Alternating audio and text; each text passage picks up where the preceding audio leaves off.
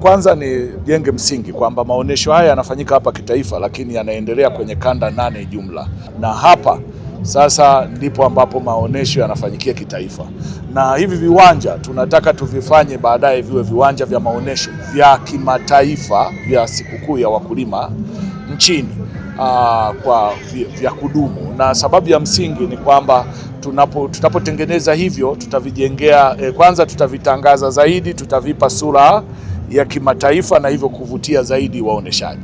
Kwa ujumla, kwa tathmini sasa ya maonesho yenyewe, maonesho yanaendelea vizuri sana. We mwenyewe umeona, ukifika getini pale huwezi kupata nafasi ya kuingia kirahisi, iwe gari iwe kwa mguu, lakini ukiingia ndani, kila banda unaloingia nafasi ya kutembea kwa uhuru hakuna, kwa sababu ya idadi kubwa ya waangaliaji au washiriki.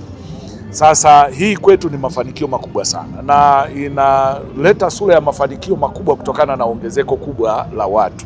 Mwaka jana tulikuwa na waoneshaji kama 890, lakini mwaka huu tunapozungumza tuna waoneshaji zaidi ya 1200 rasmi.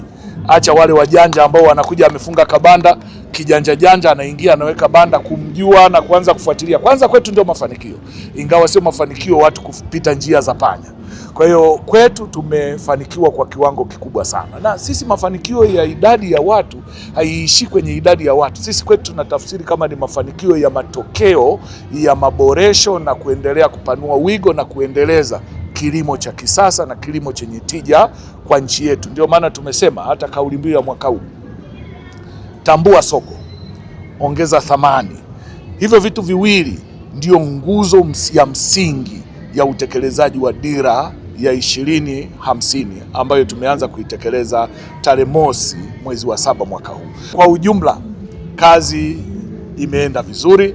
Sasa tunaelekea kwenye kilele kesho tarehe 8, na kilele kitaongozwa na jemedari Rais wetu mpendwa Daktari Samia Suluhu Hassan.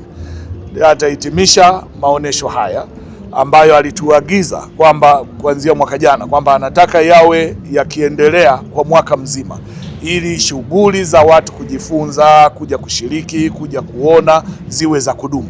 Na sisi utekelezaji wake umeona, miundombinu tumeiweka ya kudumu, mazingira ya kisasa, umeenda kwenye vipando pale. Lakini ili kuendeleza hiyo, alituagiza pia tuanzishe wakala wa huduma za ugani, na akataka makao makuu ya ofisi ya wakala iwe umndani. Na kwetu sisi tumetekeleza pia. Tarehe 1 mwezi wa 7 wakala ameanza kazi, yuko hapa, yuko chini ya daktari mmoja ndio tumempa, anaitwa Mafulu, ndio anayesimamia uanzishwaji wake, na sasa hivi tunaendelea kuijengea uwezo. Lakini tumewaambia tunawakabidhi taasisi. Sisi hatutaki kuona mnatembea na t-shirt kubwa zimeandikwa taasisi Naesa. Tunataka tuone mtu akija hapa sura ya Naesa imetafsiriwa kwenye matokeo. Lengo tuendeleze kilimo, tumuendeleze mkulima kutoka kufanya kilimo cha kujikimu kwenda kwenye kilimo biashara na kilimo ambacho kinajenga uchumi wake.